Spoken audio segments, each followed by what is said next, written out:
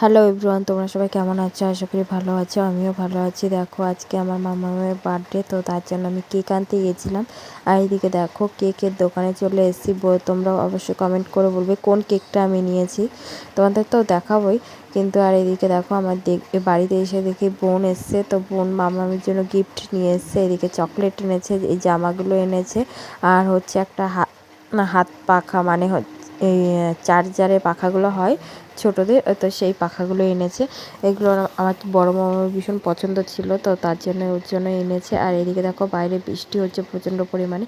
আমার মামামের জন্মদিন মানে বৈশাখ মাসে তো হয়েছে, ও তো যেই দিন জন্মদিন হয় প্রত্যেক বছরই বৃষ্টি হবে, বৃষ্টি নাই ঝড় কিছু না কিছু হয়। এই 4 বছর ধরে দেখছি।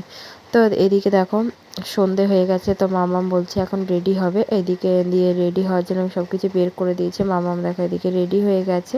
আর এইটা হচ্ছে ওর আগেরই জামাটা ছিল, দিদুন দিয়েছিল, কিন্তু বার্থডের জামাটা পরবে না। মামাম জেদ করছে যে ওই জামাও পরবে না, কিন্তু এই জামাটা পরবে। এদিকে ওর পিপির সাথে কথা বলছিল। আর এদিকে দেখো কেকটা তোমাদের দেখালাম। তো কেকটা কেমন হয়েছে অবশ্যই কমেন্ট করে বলবে। আর বেলুন দিয়ে সাজানো হয়েছিল।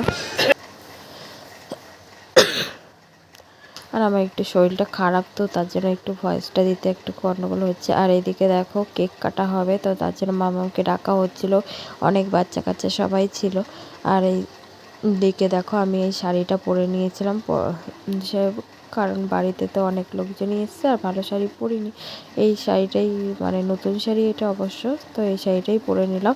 আর এদিকে দেখো আমি মোমবাতিটা ধরিয়ে দিচ্ছিলাম। তোমরা সবাই আশীর্বাদ করো আমার মামাম যেন ভালো থাকে, সুস্থ থাকে, বড় হয়ে মানুষের মতো মানুষ হয়। তো তোমরা সবাই একটু আশীর্বাদ করো। আর এইদিকে দেখো মামাম এখন কেক কাটবে, তো কেকটা কাটতে পারছে না, তাই আমি একটু ধরেছি হাতটা, তো কেটে কাটছি। ভিডিওটি ভালো লাগলে অবশ্যই লাইক, কমেন্ট, শেয়ার,